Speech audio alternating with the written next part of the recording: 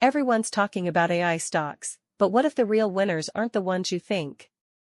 Because while most investors chase headlines, a few are targeting something completely different, the physical limits behind AI itself. And that's where the real money has been quietly moving. If AI is the gold rush, who's selling the infrastructure that makes it all work? Welcome to The Explainer. Today, we're going to skip all the AI hype. Instead, we're looking at an investment strategy that completely ignores the headlines and goes right to where the real action is in this AI revolution.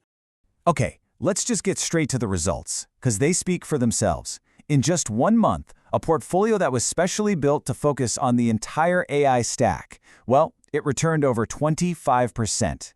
Now you can see right there, that's more than triple what the NASDAQ and the S&P 500 did. So this thing didn't just beat the market, it absolutely demolished it. So what was the secret sauce here? It really wasn't about just picking the obvious big-name AI companies you hear about every day. The winning idea is right here on the slide. The strategy was to invest in the physical bottlenecks, the actual constraints that are holding back the whole AI revolution. So how in the world did this portfolio pull off such a huge outperformance? Well, it all started with looking at the entire AI industry in a completely different way. You see, instead of just staring at the top of this pyramid, the compute layer, which gets all the media attention, this strategy went after every single critical layer of the AI stack. The real money, the real opportunity was actually down here, in these foundational layers that most people overlook. This is where the physical limits of AI are being pushed to the brink. Let's start breaking this down, and we'll begin with the layer that delivered some of the most explosive growth, connectivity. This is where AI is literally slamming into what some people are calling a physics wall. The first big problem is just raw speed. The amount of data flying around in these new AI systems is insane. It means that the old standard, 800 gigabit, is basically ancient history.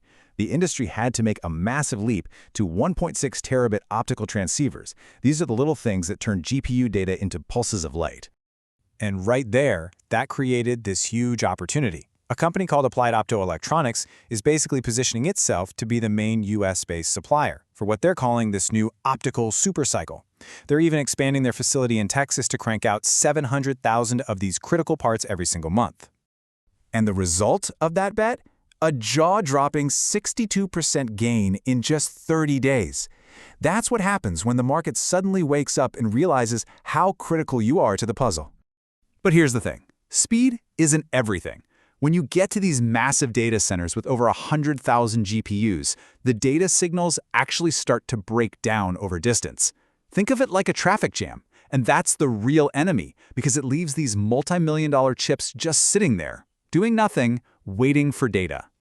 So the solution comes from a company called Astera Labs. What they do is act like the secret nervous system for the entire data center.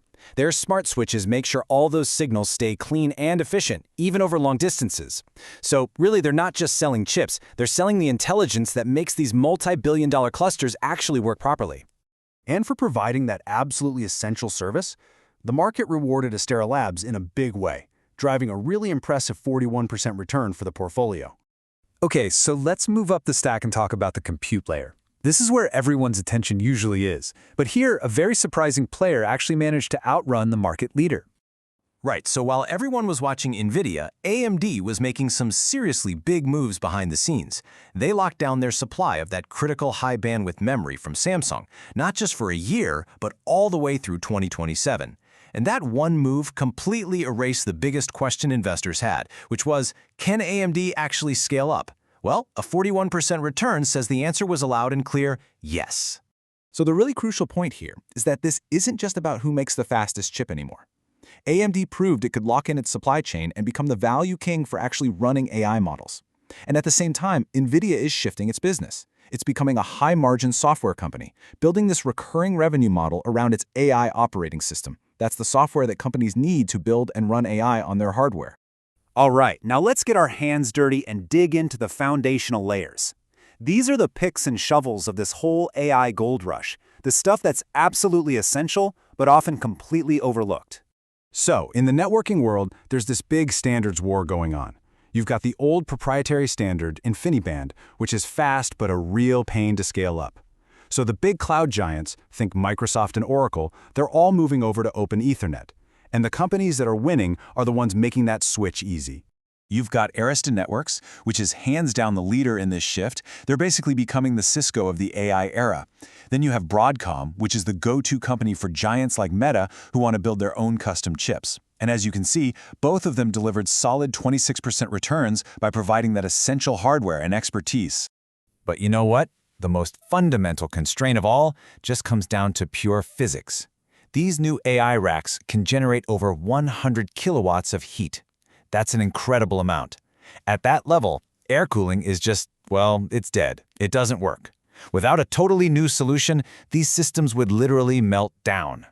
And this is where a few companies become totally non-negotiable. Vertiv is the leading company that has the modular liquid cooling ready for these new super hot racks, and they've got a record $15 billion backlog to prove it. At the same time, Micron has basically turned memory from just a commodity into a scarce, precious asset. Their high-performance supply is already completely sold out for years in advance. So, when we zoom all the way back out and look at the whole picture, what's the single most important lesson from this entire investment strategy? Well, the results kind of say it all, don't they? The strategy clearly worked. It turned a $10,000 investment into more than $12,500 in just 1 month. The big lesson is this: the AI trade is not a one-stock show. Far from it. By owning the entire stack and investing directly in those physical constraints, the optics, the networking, the cooling, this portfolio caught a massive wave of value that most people completely missed. It's really about investing in the physics of AI. So this month's performance absolutely proved the thesis works. And it really just leaves us with a final big question to think about. As this revolution keeps picking up speed, what's the next physical wall the AI boom is going to smash into? The biggest shift isn't that AI companies are winning, it's that AI infrastructure is becoming the real trade. And the next question is even bigger: what breaks next when even this layer gets solved? If you want the next hidden AI bottleneck or where money flows next, comment stack.